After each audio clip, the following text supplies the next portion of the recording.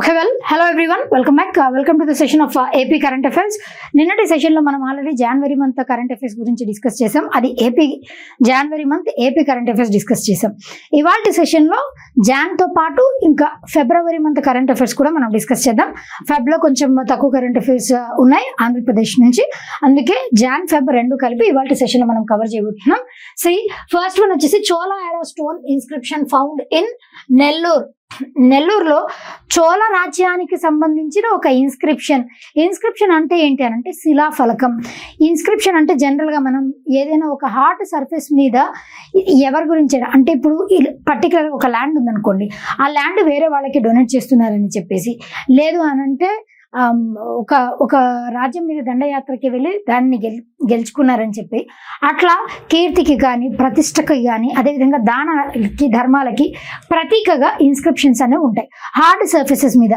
అది metal surface అవ్వచ్చు, wooden surface అవ్వచ్చు, టెంపుల్ వాల్స్ అవ్వచ్చు, ఏదైనప్పటికీ కూడా వాటి మీద ఎంకరేజ్ చేసినటువంటి వాటిని ఇన్స్క్రిప్షన్స్ అని అంటారు. Study of inscriptions is known as what అని అంటే ఎపిగ్రఫీ. స్టడీ ఆఫ్ ఇన్స్క్రిప్షన్స్ దానికి ఏమని పేరు అని అంటే ఎపిగ్రఫీ అని దానికి పేరు. అదేవిధంగా పేలియోగ్రఫీ అంటే ఏంటి అని అంటే ఓల్డ్ ఇన్స్క్రిప్షన్స్ గురించి స్టడీ చేస్తే దానినే పేలియోగ్రఫీ అని చెప్పేసి అంటారు. Old inscriptions, study of old inscriptions is termed as palaeography. Chola కాలానికి చెందినటువంటి ఒక ఇన్స్క్రిప్షన్ ని ఎక్స్కవేట్ చేశారు నెల్లూరు ప్రాంతంలో. అది కూడా ఈ డేట్స్ బ్యాక్ టు ఎప్పటిది అని అంటే 1212 AD అట్ సిద్ధేశ్వర టెంపుల్లో ఈ ఇన్స్క్రిప్షన్ అన్నది శిలాఫలకం అన్నది దొరికింది. చోళ ఇరా, దీని క్యాపిటల్ సిటీ వచ్చేసి ఏంటండి, that is Thanjavur was the capital city. దాని తర్వాత మొట్టమొదటి రాజు founder of Chola empire was Vijayalaya Chola was the founder of Chola empire. దాని తర్వాత Aditya Chola, he is very very important fellow. ఈయన ఎవరు అని అంటే ఆదిత్య చోళ, జస్ట్ విజయాలయ చోళ ఆయన ఫౌండ్ చేశారు. కాకపోతే ఆదిత్య చోళ తర్వాత ఏం చేశారు అని అంటే పల్లవాస్ని డిఫీట్ చేసి, పల్లవాస్ని ఓడించి చోళుల రాజ్యాన్ని ఎస్టాబ్లిష్ చేసినటువంటి వ్యక్తి ఆదిత్య చోళ. కాబట్టి హీఈస్ ఆల్సో వెరీ ఇంపార్టెంట్. దాని తర్వాత ఎవరున్నారు అని అంటే రాజరాజ చోళ వన్. ఈయన నార్దర్న్ శ్రీలంకని ఈయన ఆక్యుపై చేసుకున్నారనమాట. నార్దర్న్ శ్రీలంక ఇట్లా డిఫరెంట్ టెరిటరీస్ ని ఆయన ఆక్యుపై చేశారు. రాజరాజ చోళ ఈయన ఏం చేశారు అంటే తంజావూర్ అన్నటువంటి ప్రాంతంలో, ఇది క్యాపిటల్ సిటీ కదండి తంజావూర్, బృహదీశ్వర టెంపుల్ ని కట్టించారు. తంజావూర్లో బృహదీశ్వర టెంపుల్, ఈ constructed Brihadeeswara temple at Thanjavur. ఆయన తర్వాత ఎవరున్నారు అనంటే Rajendra Chola one. This person is very very important fellow. Rajendra Chola one ఈయన ఏం చేశారు అనంటే పల్లవ రాజు మీద దండయాత్రకి వెళ్ళి గంగైకొండ అన్నటువంటి టైటిల్ని ఈయన గెలుపొందారు. ఆ గంగైకొండ అని అంటే గంగా ప్రాంతాన్ని ఆయన కాంక్వర్ చేయబట్టి గంగైకొండ అన్న టైటిల్ ఆయనకు వచ్చింది. ఆయన ఇచ్చుకున్నారు. ఆ పేరు మీదగానే గంగైకొండ చోళపురం అన్నటువంటి దాన్ని కట్టించారు. అండ్ గంగైకొండ చోళపురంలో కూడా ఈయన బృహదీశ్వర టెంపుల్ ని కట్టించారు. ఇది కూడా important. Brihadeeswara temple at Gangaikonda Cholapuram, this is also very important. అది కట్టించింది ఎవరు? రాజేంద్ర చోళ. రీసెంట్ గా గంగైకొండ చోళపురం, ఈ దండయాత్రకి వెళ్ళి గంగైకొండ చోళపురం ని కట్టించి ఇప్పటికీ 100 సంవత్సరాలు అయ్యింది. ఈ ఇయర్ వచ్చేసి 1000th ఇయర్. అది కూడా కరెంట్ అఫైర్స్ లో ఇంపార్టెంట్ కరెంట్ అఫైర్, గుర్తుపెట్టుకోండి.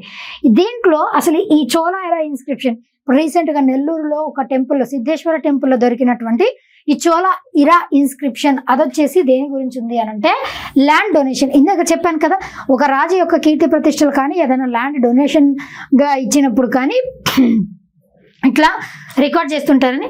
ల్యాండ్ డొనేషన్ ఇన్ ద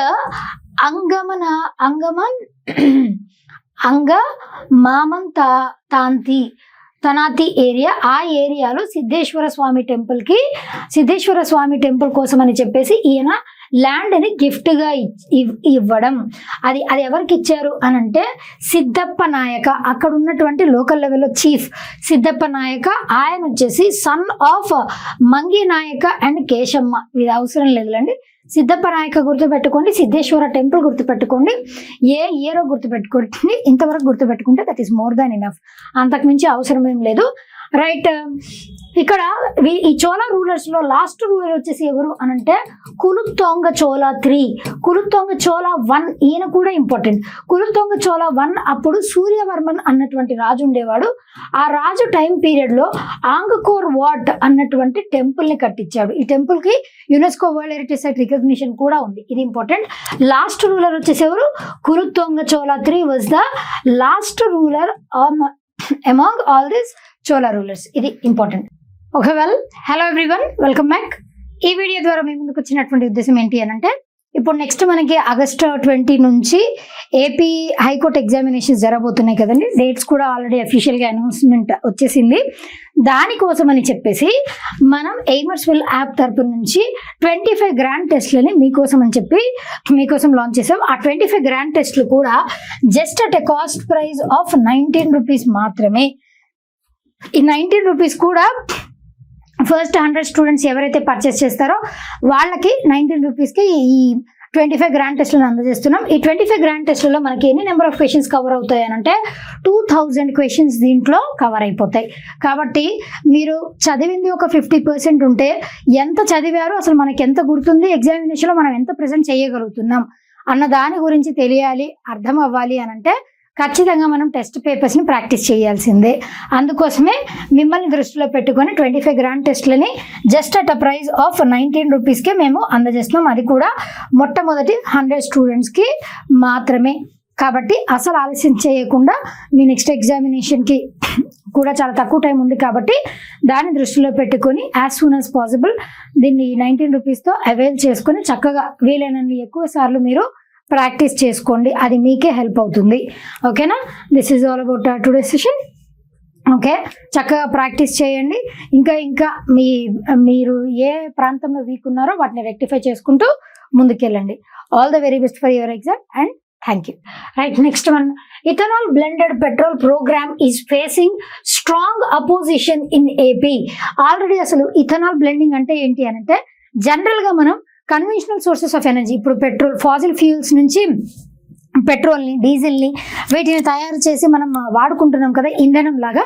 వాటి ప్లేస్లో, ఫాజిల్ ఫ్యూల్స్ ప్లేస్లో రెన్యూబుల్ సోర్సెస్ ఆఫ్ ఎనర్జీని, అంటే ఎన్వైర్న్మెంట్ని పొల్యూట్ చేయకుండా ఉండేటువంటి ఒక ఫ్యూయల్ని తయారు చేయాలి. అది కూడా ఈ మనం ఫుడ్ తిన్న తర్వాత మిగిలిన వంటి చెత్త వాటితో, అదేవిధంగా కొన్ని plantations, sugar cane, rice, paddy, wheat ఇలాంటి మొక్కలన్నీ కూడా పండించిన తర్వాత, హార్వెస్ట్ చేసిన తర్వాత మిగిలిపోయినటువంటి రెసిడ్యూ ఉంటాయి కదా, వాటిని ఎండపెట్టి వాటి నుంచి ఏదైనా ఫ్యూయల్ని తయారు చేయటం, ఇలాంటివన్నీ దేంట్లో యూజ్ చేస్తారంటే ఇథనాల్ బ్లెండింగ్లో యూజ్ చేస్తారు. ఇథనాల్ బ్లెండింగ్ అంటే ఏంటి అని అంటే, పెట్రోల్లోనే ఇథనాల్ని బ్లెండ్ చేసి వాడుకోవటం.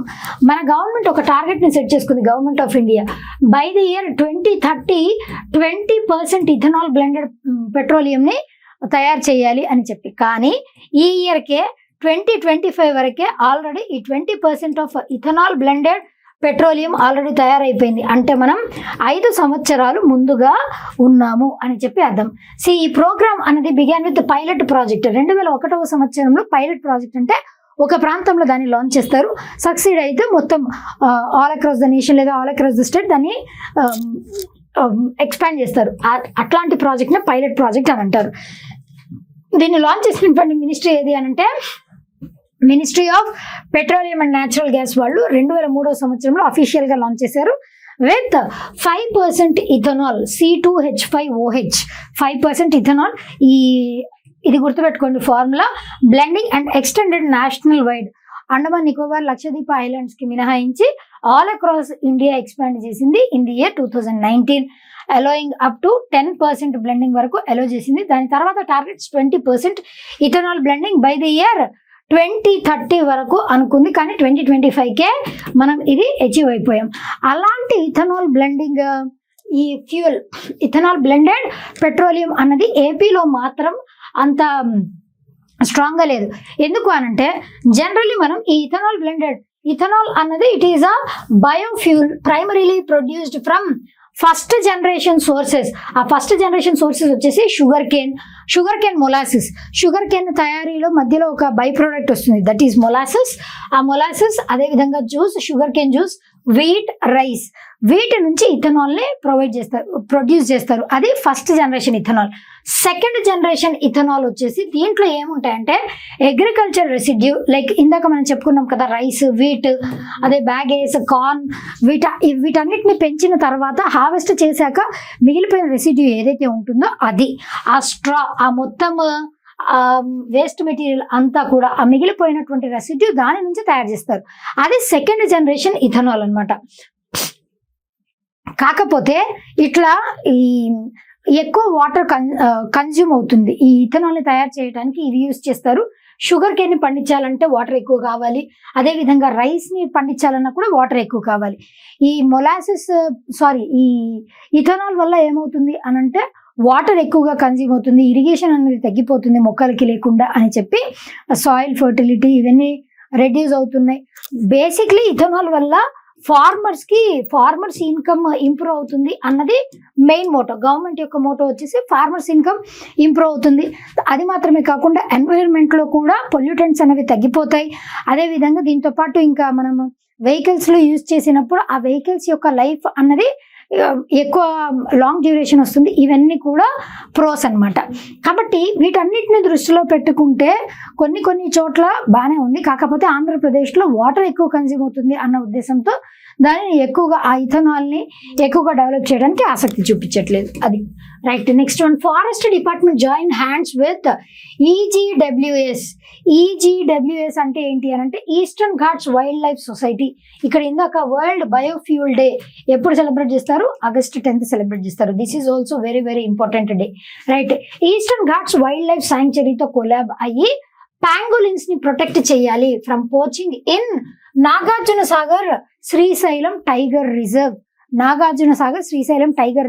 మన భారతదేశంలో ఉన్నటువంటి టైగర్ రిజర్వ్స్ అన్నిట్లోకెల్లా ఏరియా వైజ్ గమనించినట్లయితే టైగర్ రిజర్వ్స్ లో లార్జెస్ట్ వన్ ఏది అని అంటే Nagarjuna Sagar Srisailam tiger రిజర్వే largest one. అయితే పాంగోలిన్స్ అంటే ఏంటి అని అంటే చాలా చిన్నగా ఉంటాయి, అంటే ముంగిస టైప్ లో ఉంటాయి పాంగోలిన్స్. కాకపోతే వాటి ఒంటి మీద ఇట్లా స్కేల్స్ ఉంటాయి. ఇవి గమనించారు కదా, స్కేల్స్ లాగా ఇట్లా ఉంటాయి. అదేం చేస్తుంది అంటే వేరే వాళ్ళు ఎవరైనా సరే దాన్ని తినాలి లేదంటే పట్టుకోవాలి అని అన్నప్పుడు అది రోల్ అయిపోతుంది, ఇట్లా రౌండ్ గా చుట్టుకొని ఒక బాల్ లాగా ఫామ్ అయ్యింది అనమాట. అట్లాంటప్పుడు దాన్ని అసలు ఒక రాయి లాగా అయిపోతుంది, దాన్ని గుర్తుపట్టడం కూడా కష్టం. కాబట్టి అయితే బేసిక్లీ అసలు ఇవి ఎందుకు IUCN రెడ్ లిస్ట్ లో కూడా ఉన్నాయి. ఇవి international union for conservation of nature red list లో ఇవి ఉన్నాయి. ఎందుకు అనంటే పోచింగ్ యాక్టివిటీస్, అంటే ఇల్లీగల్ గా వీటిని చంపటం. యాక్చువల్లీ చైనీస్ మార్కెట్ లో వీటికి ఎక్కువ డిమాండ్ ఉంది. ఎందుకు అనంటే వీటి ఒంటి పైన ఉన్నటువంటి పెళుసులు ఏవైతే ఉన్నాయో ఆ పెళుసుల వల్ల ఈవిల్ పవర్స్ ఏవైతే ఉంటాయో వాటిని వార్డ్ ఆఫ్ చేయడానికి ఇది బాగా పనిచేస్తుందని చెప్పేసి, దానితో పాటు ఇంకా కొన్ని డిసీజెస్ నయం అవుతాయి అని చెప్పి వాళ్ళ బిలీఫ్, ఏదో మంచి జరుగుతుంది అన్నది వాళ్ళ బిలీఫ్, లాంగ్ లైఫ్కి ఇది పని చేస్తుంది అని చెప్పి. అందుకోసమే వాటిని పోచింగ్, ఇల్లీగల్గా వాటిని చంపి చైనీస్ కంట్రీస్కి అమ్ముతున్నారు. అలాంటివి జరగకుండా ఉండేందుకు మన ఫారెస్ట్ డిపార్ట్మెంట్ వాళ్ళు ఏం చేశారు అని అంటే ఈజీడబ్ల్యూఎస్ NSTR వాళ్ళతో కొలాబ్ అయ్యి వీటిని కన్జర్వ్ చేయడానికి అనుకున్నారు. ఎందుకంటే నాగార్జున సాగర్ శ్రీశైలం టైగర్ రిజర్వ్ లో పాంగోలిన్స్ అనేవి ఎక్కువ ఉన్నాయి. అక్కడ వాటిని పోచింగ్కి అలా ఎవరు ఇల్లీగల్ గా చంపకుండా చూడడం ప్రధాన ఉద్దేశంగా దీన్ని ఇంట్రడ్యూస్ చేశారు. పాంగోలిన్స్ అనేవి సాలిటరీ అంటే సింగిల్ గా ఇవి బతుకుతాయి. నొక్టార్నల్ అంటే ఏంటి అనంటే నైట్ టైమ్ ఇవి ఎక్కువగా యాక్టివ్ ఉంటాయి. These are active in night time. అలాంటి వాటిని నొక్టార్నల్ అని అంటారు. కాబట్టి లార్జ్ ఓవర్లాపింగ్ కెరాటిన్ స్కేల్స్ ఎక్కువగా ఉంటాయి. కెరాటిన్ జనరల్ గా మనకి హెయిర్, నెయిల్స్ వీటిలో కెరాటిన్ ఎక్కువగా ఉంటుంది కదా, వాటికి కూడా కెరాటిన్ బాగా పనిచేస్తుంది. That act as natural armour against predators. ఇందాక నేను చెప్పాను కదా, ఎవరైనా దాని మీద దాడికి వచ్చినప్పుడు అది ఇట్లా రౌండ్ గా బాల్ లాగా అయిపోతుందని. వరల్డ్ పాంగోలిన్ డే ఎప్పుడు సెలబ్రేట్ చేస్తారు అని అంటే 3rd Saturday of February every year. అంటే పర్టికులర్గా ఒక డేట్ ఏమి ఉండదు, ఒక డే ఉంటుంది, that is 3rd Saturday of February every year. That is important. Birth anniversary of freedom fighter Vadde Obanna, ఆయన పుట్టినరోజు రీసెంట్గా తిరుపతి కలెక్టరేట్లో సెలబ్రేట్ చేశారు. మొట్టమొదటిసారి స్టేట్ గవర్నమెంట్, ఈయన పుట్టినరోజు ఎప్పుడండి అని అంటే that is on January 11th. Basically ఈయన ఏ డిస్ట్రిక్ట్ కి చెందిన వాళ్ళు అని అంటే నంద్యాల డిస్ట్రిక్ట్ కి చెందిన వారు. ఈయన ఉయ్యాలవాడ నరసింహారెడ్డి విన్నారు కదండి, సైరా నరసింహారెడ్డి, అట్లా ఆయనే ఉయ్యాలవాడ నరసింహారెడ్డి. ఆయనకి బెస్ట్ ఫ్రెండ్ లాగా ఈయన నమ్మిన బంటు లాగా ఉండేవారు అనమాట. ఇద్దరు బెస్ట్ ఫ్రెండ్స్ లాగా.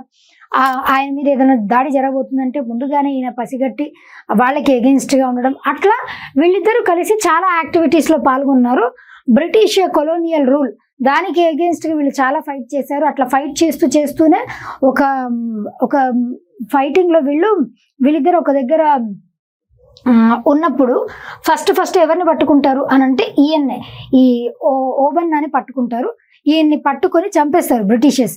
తర్వాత ఈయన ఈ ఉయ్యాలవాడ నరసింహారెడ్డి ఉన్నారు కదా, ఈయన మిగిలిపోతే మరలా ప్రజల్లో భయం రాదేమో అని చెప్పేసి ఈయన్ని సెంటర్లో ఉరి తీస్తారనమాట. అట్లా అక్కడ ఉన్నటువంటి ప్రాంతాల ప్రజలకి ఈ బ్రిటిషర్స్ అంటే భయాన్ని కల్పించారు. అది ఆయన పుట్టినరోజుని రీసెంట్ గా మన ఏపీ గవర్నమెంట్ మొన్న సెలబ్రేట్ చేసింది. Right. YSR Jagananna colonies renamed as PMAY NTR నగర్స్, ప్రధానమంత్రి Awas Yojana, that is PMAY. అది స్కీమ్ కదని మీకు తెలుసు కదా. రూరల్ ఏరియాస్, అర్బన్ ఏరియాస్ లో ప్లేస్ ఉంటే వాళ్ళకి ఇల్లు కట్టుకోవటానికి సబ్సిడీతో కూడుకున్నటువంటి లోన్స్ ని ప్రొవైడ్ చేస్తుంది government, that by central government, that is ప్రధానమంత్రి ఆవాస్ యోజన. ఎన్టీఆర్ నగర్స్ అని చెప్పేసి దీనికి నేమ్ ఇచ్చారు. ఎందుకంటే ఇది వరకు సెంట్రల్ గవర్నమెంట్ హయాంలోకి రాకుండా జగన్ గారు ఏం చేశారు అని అంటే ఆయన సొంతంగా హోల్ అండ్ సోల్ గా ఆ ప్రాజెక్ట్ ఆయన టేకప్ చేసి ఆ సబ్సిడీతో కూడినటువంటి లోన్స్ ఆయన ఇచ్చారు. కాబట్టి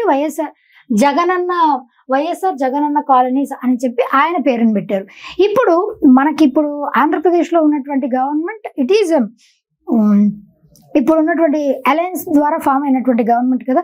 టీడీపీ, బీజేపీ రెండు కలిసి అలయన్స్ లాగా ఫామ్ అయ్యి ఏర్పడినటువంటి గవర్నమెంట్. కాబట్టి ఇక్కడ సెంటర్లో మనకి బీజేపీ ఉంది కాబట్టి బీజేపీ వాళ్ళకి కూడా మద్దతుగా ఉండాలి అన్న ఉద్దేశంతో ఆలోచించి PMAY వాళ్ళ పేరు వచ్చేలాగా PMAY అండ్ ఇప్పుడున్నటువంటి గవర్నమెంట్ టీడీపీ గవర్నమెంట్ NTR నగర్స్ అని చెప్పేసి నేమ్ మార్చారు. అండర్ నవరత్నాలు, ఇది వరకు జగన్మోహన్ రెడ్డి గారు ఉన్నప్పుడు నవరత్నాలు అన్న కాన్సెప్ట్ ఉంది, స్కీమ్, అమ్మ ఒడి ఇవన్నీ కూడా ఉన్నాయి కదండి. ఆ నవరత్నాలు కాన్సెప్ట్ ద్వారా పేదలందరికీ ఇల్లు స్కీమ్, దాని ద్వారా ఇళ్ళని ప్రొవైడ్ చేశారనమాట. Poor named Jagananna colonies. దాని తర్వాత ఇప్పుడు initiative involve allotting plots of land ని ప్రొవైడ్ చేస్తూనే అదే విధంగా measuring 1 cent to the under privileged, ఎవరికైతే అసలు ఇల్లు లేదో, ఎవరికైతే అసలు భూమి ఉండదో, ఎవరైతే అండర్ ప్రివిలేజ్డ్ అంటే ఎవరికి ఇన్కమ్ లెవెల్స్ అయితే తక్కువనో అలాంటి వాళ్ళని ఐడెంటిఫై చేసి 1 cent భూమి వాళ్ళకి అలాట్ చేస్తారు. The decision was made because ఎందుకు central government provide substantial financial support, కొంత భాగం ఫినాన్షియల్ సపోర్ట్ సెంట్రల్ గవర్నమెంట్ అందజేస్తుంది కాబట్టి ప్రధానమంత్రి ఆవాస్ యోజన అని చెప్పేసి ఈ పేరులో పెట్టడం జరిగింది. Right. Next one, supreme court collegium approves appointment of 2 judges in AP high court. Supreme court recent గా ఏం చేసింది అని అంటే ఆంధ్రప్రదేశ్ హైకోర్టు ఉంది కదా, దాంట్లో 2 judges ని అపాయింట్ చేసింది కొలీజియం పద్ధతి ద్వారా. ఆ ఇద్దరు ఎవరు అనంటే అవధానం హరిహరనాథ శర్మ, ఇంకొకళ్ళు ఎడవల్లి లక్ష్మణ్ రావు గారు. వీళ్ళిద్దరిని జడ్జెస్ గా అపాయింట్ చేయటం వల్ల ఇప్పుడు టోటల్ నెంబర్ ఆఫ్ జడ్జెస్ ఎంతమంది ఉన్నారు ఏపీ హైకోర్టులో అని అంటే 30 మంది ఉన్నారు. Judges of high court are appointed by, ఎవరు అపాయింట్ చేస్తారు? This is very very important. President of India upon the advice of chief justice of India. CJI నుంచి అడ్వైజ్ తీసుకొని ప్రెసిడెంట్ ఆఫ్ ఇండియా అపాయింట్ చేస్తారు. CJI chief justice of high court is appointed after consultation with CJI. దీనికి chief justice గా ఎవరున్నారు? ఈ AP high court chief justice గా Shri justice Dheeraj Singh Thakur ఉన్నారు. దానికి సంబంధించి ఆర్టికల్ వచ్చేసి ఆర్టికల్ 217. అదే chief justice of India article వచ్చేసి ఎంతండి? That is article 124. This is also very important. CJI and governor of state concerned, అంటే పర్టికులర్ గా ఒక స్టేట్ యొక్క హైకోర్టులో చీఫ్ జస్టిస్ ని అపాయింట్ చేయాలి అని అన్నప్పుడు CJI అదే విధంగా ఆ స్టేట్ యొక్క గవర్నర్ వీళ్ళిద్దరి అడ్వైజ్ తీసుకొని అపాయింట్ చేస్తారు చీఫ్ జస్టిస్ ని అయితే. రైట్. ఇవి next one, 2 former AP collectors win recent గా PM's award for excellence in public administration. ఎవరు వాళ్ళిద్దరు అనంటే ఒకళ్ళు నిశాంత్ కుమార్ గారు, ఇంకొకళ్ళు ప్రసన్న వెంకటేష్. వీళ్ళిద్దరు గెలుచుకున్నారు. నిశాంత్ కుమార్ వచ్చేసి 2014 బ్యాచ్ IAS ఆఫీసర్. ఈయన కలెక్టర్ గా దేనికి పనిచేశారనంటే పార్వతీపురం మన్యం డిస్ట్రిక్ట్. ఇది రీసెంట్ గా కొత్త డిస్ట్రిక్ట్ లాగా ఏర్పడింది కదా, పార్వతీపురం మన్యం డిస్ట్రిక్ట్. ఈ పార్వతీపురం మన్యం డిస్ట్రిక్ట్ గా ఆయన కలెక్టర్ గా పనిచేసినప్పుడు యాక్చువల్లీ ఈ ఇన్ఫాంట్ మోర్టాలిటీ రేట్ అంటే తెలుసు కదండి, సంవత్సరం లోపు అంటే అప్పుడే పుట్టినటువంటి పిల్లలు సంవత్సరం లోపు 1000కి ఎంతమంది చనిపోతున్నారు, అది infant mortality rate. Maternal mortality rate అంటే డెలివరీ అయిన తర్వాత ఎంతమంది ప్రెగ్నెంట్ అంటే డెలివరీ అయిన మహిళలు ఎంతమంది చనిపోతున్నారు, ఒక 1000 మందికి, that is maternal mortality rate. వాళ్ళ సంఖ్య అన్నది చాలా చాలా తగ్గింది 2022 నుంచి 2024.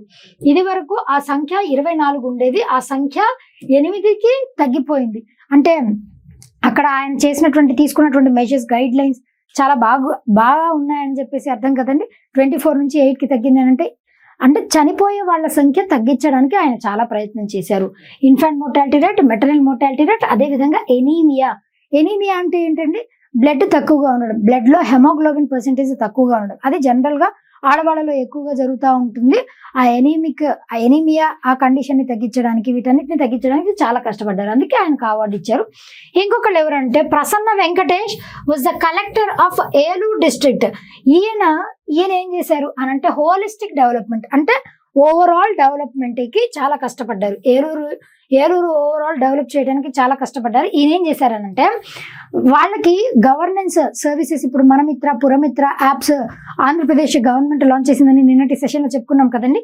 అలాగే గవర్నమెంట్ సర్వీసెస్ ని డైరెక్ట్ గా సిటిజన్స్ కి ప్రొవైడ్ చేయటం, ఇంక్లూజివ్ గ్రోత్, ప్రతి ఒక్కళ్ళకి కూడా అంటే ఎక్కడో remotest part of the areas లో ఉన్నటువంటి వాళ్ళకి కూడా గ్రోత్ ని ప్రొవైడ్ చేయటం, ఇలాంటివన్నీ అడ్రసింగ్ వేరియస్ డెవలప్మెంటల్ ఛాలెంజెస్, వీటన్నిటిని ఛాలెంజ్ గా తీసుకుని ఆయన చాలా బాగా చేశారు. అందుకోసమే excellence award in public administration, PM's award ఇచ్చారు వీళ్ళిద్దరికి from Andhra Pradesh. Right, next one central tobacco research centre, central tobacco research institute CTRI దీనిని నిర్కా అని చెప్పేసి రీనేమ్ చేశారు. గుర్తుపెట్టుకోండి, నిర్కా, వీటి ఫుల్ ఫామ్స్ గుర్తుపెట్టుకోండి. National institute for research on commercial agriculture. ఇది వరకు జస్ట్ టొబాకో వరకు మాత్రమే రీసెర్చ్ యాక్టివిటీస్ ని కండక్ట్ చేసేవారు. ఇప్పుడు టొబాకో కాకుండా టొబాకోతో పాటు టర్మరిక్, క్యాస్టర్ అంటే ఆముదం, చిల్లీ, అశ్వగంధ, వీటన్నిటి గురించి కూడా రీసెర్చ్ యాక్టివిటీస్ ని కండక్ట్ చేయడానికి ఈ నిర్కా అని చెప్పేసి రీనేమ్ చేశారు. ఆ నిర్కాని రీనేమ్ చేయడం మాత్రమే కాదు, కొత్త లోగో, నిర్కాకి లోగో కూడా ఇచ్చారు. ప్లేస్ లో రూపీ సింబల్ ని పెట్టారు. ఇది ప్లేస్ లో రూపీ సింబల్ ని పెట్టారు. In association with ICAR, Indian council of agricultural research. Recent గా దీన్ని ఎవరు లాంచ్ చేశారంటే union minister of state for heavy industries and steel B. Srinivasa Varma, ఈయన గుర్తుపెట్టుకోండి. అదే విధంగా కొత్త లోగోని కూడా అన్వేల్ చేశారు. ఎక్కడండి అనంటే రాజమహేంద్రవరం అని దేనికండి పేరు, రాజమండ్రికే ఇంకొక పేరు, that is Rajamahendravaram. Right, next one, election commission designates Janasena party as recognised regional పార్టీగా ఎలక్షన్ ECI గుర్తించింది. ఒక పార్టీని ఇట్లా రీజియనల్ పార్టీగా గుర్తించాలి అని అంటే దానికి కూడా కొన్ని క్రైటీరియాస్ ఉంటాయండి. అయితే బేసిక్లీ దీనిని, ఈ జనతా పార్టీని మన పవన్ కళ్యాణ్ గారు 2014 సంవత్సరంలో ఎస్టాబ్లిష్ చేశారు. కాకపోతే అప్పుడు ఎలక్షన్స్ లో పాల్గొనలేదు. తర్వాత 2019 సంవత్సరంలో ఎలక్షన్స్ లో పార్టిసిపేట్ చేసిన అనుకున్నన్ని ఓట్లు రాలేదు, ఒక ఎమ్మెల్యే సీట్ మాత్రమే వచ్చింది. అండ్ అది కూడా చాలా కాంట్రవర్సీకి గురైంది. కాకపోతే ఇప్పుడు 2024లో జరిగినటువంటి ఎలక్షన్స్ లో మెజారిటీ సీట్స్ అంటే బాగానే సీట్లు వచ్చాయి. అదేవిధంగా ఎమ్మెల్యేస్ కూడా కొంచెం బాగానే వచ్చారు. కాబట్టి అట్లా ఈ పార్టీకి రికగ్నిషన్ లభించింది. అండ్ దీనికి election symbol research and allotment order 1968, ఇది గుర్తుపెట్టుకోండి, దిస్ ఇస్ వెరీ ఇంపార్టెంట్. దీని ప్రకారం ఒక పొలిటికల్ పార్టీకి రికగ్నిషన్ ఇస్తారు అండ్ అదే విధంగా దానికి సింబల్ ని కూడా కేటాయిస్తారు. దీనికి సింబల్ వచ్చేసి ఏంటంటే, ఈ పొలిటికల్ పార్టీ యొక్క సింబల్ వచ్చేసి ఏంటి, గ్లాస్ టంబ్లర్. దానిని ఇంకా పర్మనెంట్ చేసేసారనమాట.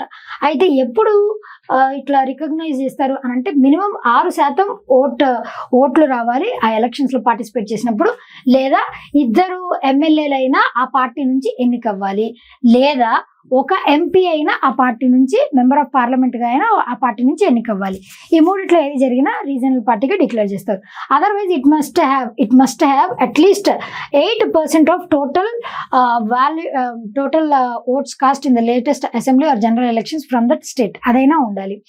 లేక 2019 ఎలక్షన్స్ లో ఏం జరిగింది అని అంటే కేవలం 5.53% మాత్రమే వచ్చింది. 6% ఉండాలి కదా, తక్కువ వచ్చింది ఓట్ షేర్. అండ్ ఒక ఎమ్మెల్యే సీట్ మాత్రమే వచ్చింది. 2 ఎమ్మెల్యేలు రావాలి కదా, ఏది అవ్వలేదు. అట్లా ఫెయిల్ అయిపోయింది 2014లో. 2024లో ఏం జరిగింది అని అంటే ఇంక్రీజ్డ్ 6.87% ఓట్ షేర్. 6% ఉంటే సరిపోతుంది, ఇది ఫుల్ఫిల్ అయిపోయింది. అదేవిధంగా 21 అసెంబ్లీ సీట్స్ వచ్చాయి, ఇది కూడా ఫుల్ఫిల్ అయిపోయింది.